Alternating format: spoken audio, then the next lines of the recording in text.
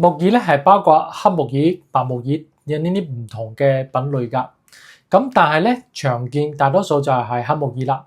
黑木耳嘅質地咧係比較柔軟順滑㗎，佢又稱之為血管嘅清道夫。我哋經常食咧可以降低膽固醇、軟化血管、補血補腎等好處㗎。咁大家好，我係謝醫生。呢一期嘅影片咧，我哋嚟講講黑木耳啦。咁我個咧係黑木耳嘅故鄉，中華民族早喺4000幾年前咧嘅神農氏嘅時代咧就已經認識同埋開發咗黑木耳，而且開始栽培食用㗎。咁《禮記》中咧都有關帝王宴會上食用黑木耳嘅記載。個黑木耳咧一般嚟講，佢生長喺呢個木頭上嘅，佢形狀咧有啲似我哋嘅耳朵，佢顏色係黑色或者係深褐色，所以佢就叫黑木耳啦。咁有啲時候咧都被叫做木芹或者係樹雞嘅。個黑木耳咧，佢唔單止可以食，都可以用作藥材。佢係屬於藥食同源嘅嘢。佢係木耳科真菌嘅子實體。佢似木耳、毛木耳或者係皺木耳，都係屬於呢個類別㗎。佢哋原本係野生嘅，佢一般生長喺雙氏楊氏槐氏咁呢啲枯死嘅樹枝上。咁而家大多數咧都係我哋人工種植嘅啫。咁早期咧喺我哋祖先咧，佢為咗解決食飯嘅問題過程中咧，佢似乎就發現咗呢個黑木耳可以食用㗎。咁對於佢嘅藥用價值咧，最遲都可以追溯到漢代以前。咁我哋而家就可以揾到最早嘅藥學千字《神農本草經》就已經提到佢嘅藥用功效啦。咁呢本書咧有一段話提到黑木耳可以益氣不羈、輕身強志㗎，仲講到黑木耳可以治女子漏下、赤白質、血病、精加積聚、陰痛等問題。咁呢個精加咧就係指肚裏邊出現嘅硬塊啦。個黑木耳咧作為食品咧，佢個味道甘淡，可以根據我哋個人嘅口味隨意調味㗎，做成各種嘅美味佳肴。而作為藥品咧，佢就係比較好嘅補品。雖然黑木耳性平，係效果溫和，但係佢一般唔油膩，都唔刺激，佢適合長期服用㗎。咁有啲朋友問謝醫生咁食黑木耳有乜好處咧？咁中醫認為咧，黑木耳性平味均，歸呢個脾肺肝大腸經㗎。佢可以用於治療一啲氣虛血虧、肺虛久咳、卡血、痔瘡出血、女子崩漏、月經不調、跌打損傷咁呢啲症狀嘅治療。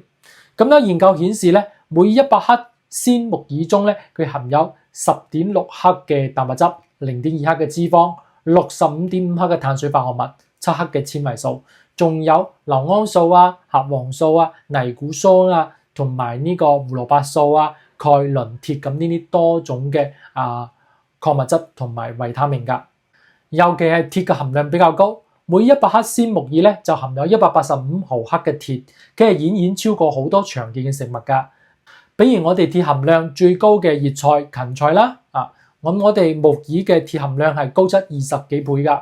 咁豬肝雖然佢嘅鐵含量都好高，但係咧木耳嘅鐵含量幾乎係佢個7倍㗎。所以咧木耳咧佢被稱為行鐵冠根㗎。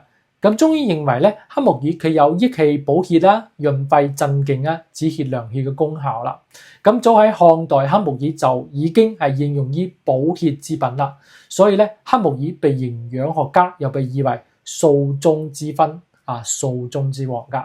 咁除咗鐵咧，黑木耳嘅蛋白質仲含有多種嘅氨基酸好似賴氨酸、亮氨酸等。咁呢啲都係我哋人體必須嘅氨基酸，吸收嘅效果都唔錯㗎。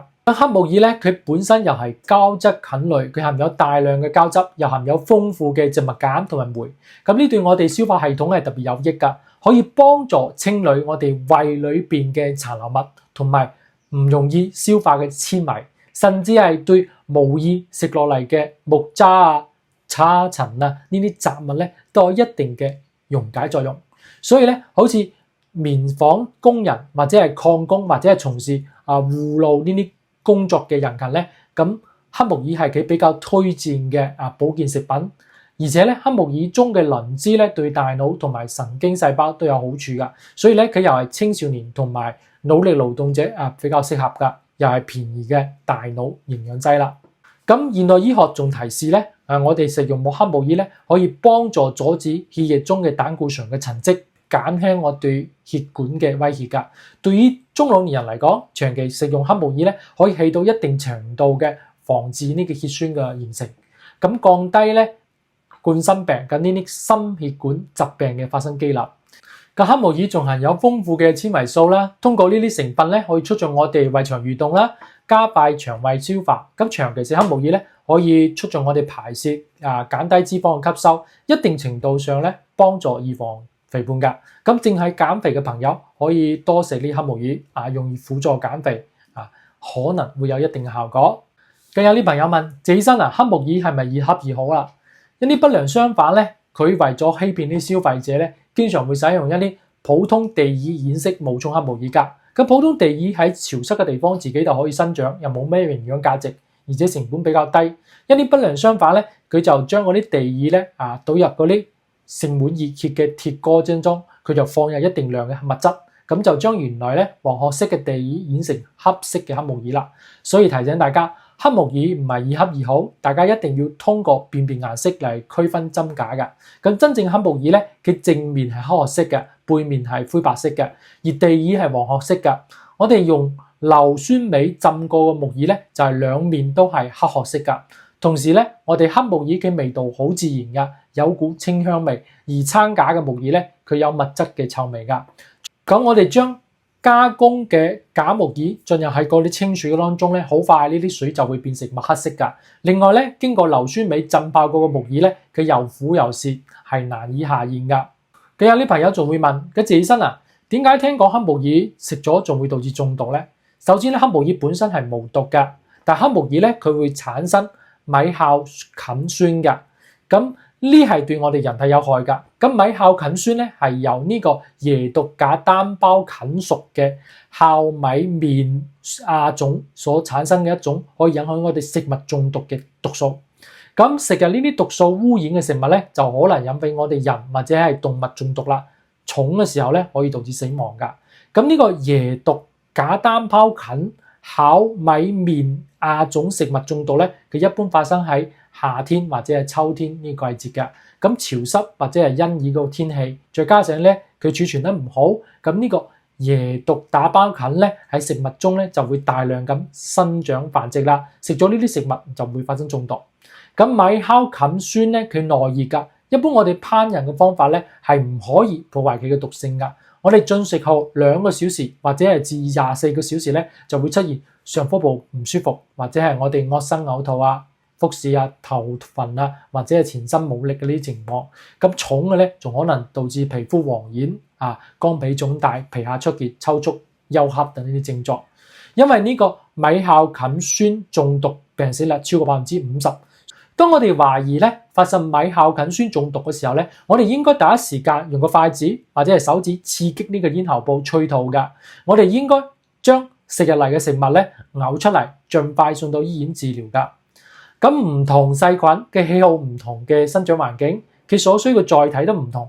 比如黃曲霉素咧，佢主要以霉變嘅花生為載體㗎，而呢個椰毒假單胞菌嘅生長咧，主要係以變質嘅發酵玉米麵製品同木耳為載體㗎。所以咧，建議大家每次淨係短時間浸泡當餐食用嘅木耳唔好食用咧浸泡過夜嘅黑木耳。個黑木耳浸泡之後咧，如果發現有異味或者係我哋手摸出嚟有啲黏液嘅感覺咧，我哋就丟棄啦，唔好再食啦。同時咧，我哋要保持良好嘅廚房嘅衛生環境，唔好留啲剩飯菜同時咧，我哋要及時咁洗淨我啲餐具，唔好留食物殘渣多謝大家。